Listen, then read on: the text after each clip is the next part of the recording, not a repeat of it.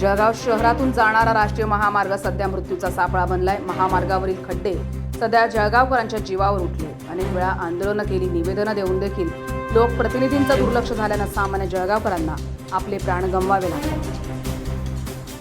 नाशिकचं सासर आणि जळगावची माहेरवाशीण असलेल्या एका महिलेला आपल्या मैत्रिणीसह खड्डे चुकवताना ट्रकची धडक लागल्यानं 2 दिवसापूर्वी आपले प्राण गमवावे लागले। एवढंच नाही तर त्याच महिलेच्या 2 वर्षाच्या बाळाला जबर दुखापत झाली आहे। तर 2 जणांचे प्राण जात नाही तोवर दुसऱ्या दिवशी एका वृद्ध इस्माला खड्डे चुकवताना कारनं धडक दिल्यानं वृद्धाचा जागीच मृत्यू झाल्याची धक्कादायक घटना घडल्यानं महामार्ग मृत्यूचा सापळा बनलाय।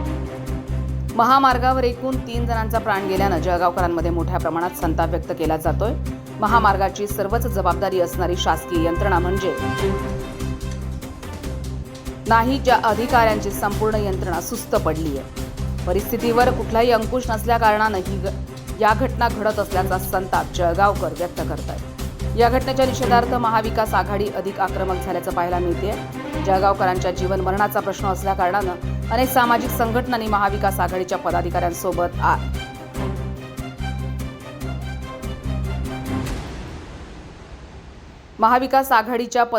सोबत येत रास्ता रोको करत आंदोलन केलं। यामुळे जिल्हा प्रशासन चांगलंच वेठीस धरलं गेलं। 2 तास महामार्ग ठप्प राहिल्यामुळे जळगाव विधानसभेचे आमदार राजूमामा भोळे यांना थेट घटनास्थळावर दाखल व्हावं लागलं। तर जिल्ह्याचे पोलीस अधीक्षक रेड्डी यांनी देखील घटनास्थळी दाखल होत आंदोलकांची समजूत काढण्याचा प्रयत्न केलाय।